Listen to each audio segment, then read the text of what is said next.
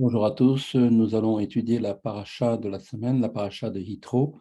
C'est un enseignement du Rabbi qui a été dit donc lors effectivement d'un Farbrengen et qui a été dit en fait dans l'année 1952. Nous allons donc étudier cette sikha pour la guérison définitive de Chaim ben Clara, qu'Akadosh Baruch Hu lui amène une refoua shlema immédiate et complète. Il est écrit concernant le don de la Torah que Dieu prononça toutes ces paroles en disant, et les commentateurs s'interrogent à ce propos, ils nous disent ici, qu'est-ce que signifie en disant? Qu'est-ce que ça veut dire? Dieu a dit ces paroles, et en disant. D'ordinaire, cette expression indique que l'injonction divine doit être transmise à tous ceux qui ne l'ont pas entendue de manière directe. Or, ici, comme nous l'explique le Midrash, tous les Bnei Israël furent présents.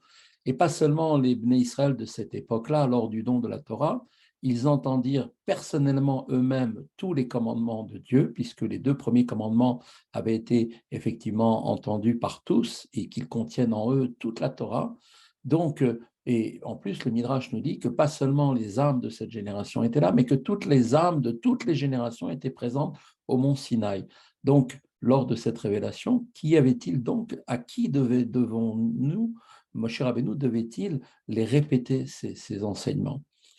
Et on peut imaginer que effectivement cette obligation aurait pu effectivement s'adresser aux générations ultérieures, mais comme elles étaient déjà toutes présentes, on se pose vraiment encore plus la question.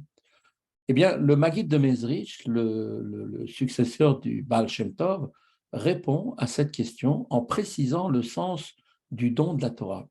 Celui-ci, le Maggid de Mezrich, nous indiqua qu'il devait donc, ce don de la Torah, permettre d'introduire les 10 commandements qui furent dits à ce moment-là dans les 10 paroles qui ont été dites au moment de la création Maaseh Bereshit. 10 qui rentraient dans 10. En effet, une correspondance existe bien entre les uns et les autres. Ainsi, Akadosh Baruch Hu prononça toutes ces paroles, fait référence aux 10 commandements et en disant, eh bien, il veut que l'on les fasse, qu'on les intègre, ces paroles, aux paroles de la création, de sorte que les premières peuvent effectivement s'introduire dans les secondes. Il découle maintenant de ce qui vient d'être dit un enseignement pour le service de Dieu. La lumière de la Torah et les 10 commandements doivent éclairer de manière générale tous les êtres créés par les 10 paroles au moment de Maaseh Bereshit.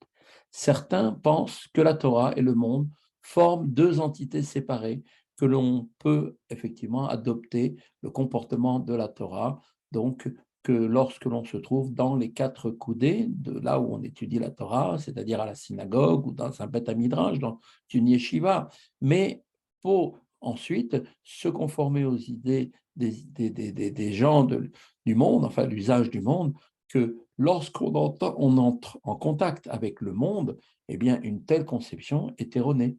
Le monde a ses propres règles qui ne sont pas forcément les mêmes, d'après ces gens-là, que celles qui sont à la synagogue. Et même si cela est relatif aux convenances du monde, tout doit être conforme, bien sûr, comme on le sait, au principe de la Torah. Mais il y a bien deux mondes complètement distincts l'un de l'autre. Il ne s'agit pas ici d'exclure uniquement un acte interdit.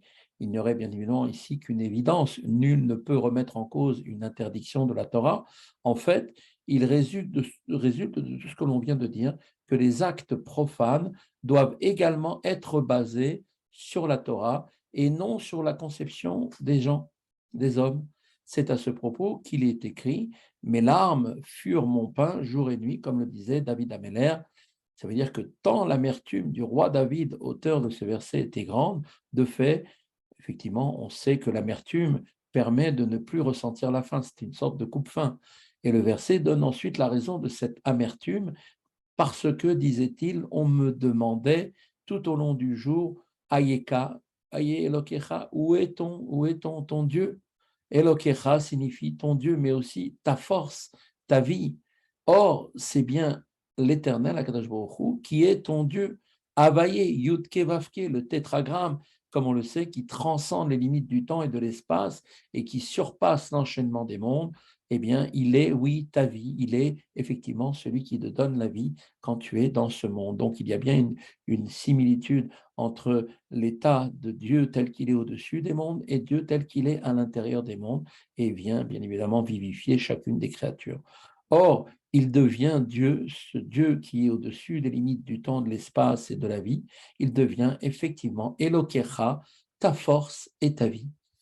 Anochi, je, qui fut prononcé donc au moment des commandements, le premier mot, désigne aussi une forme d'apparition de Dieu qui est Dieu dans toute son essence, qu'aucun mot et aucun signe ne saurait définir. Anochi, Avaye Elokecha, indique je, Anochi c'est je, suis l'Éternel, ton Dieu, et donc indique donc que l'essence de Dieu, le Ani, celui le seul qui puisse dire Ani, eh bien devient effectivement lui-même ce Ani, moi Dieu, je deviens donc ta force et ta vie.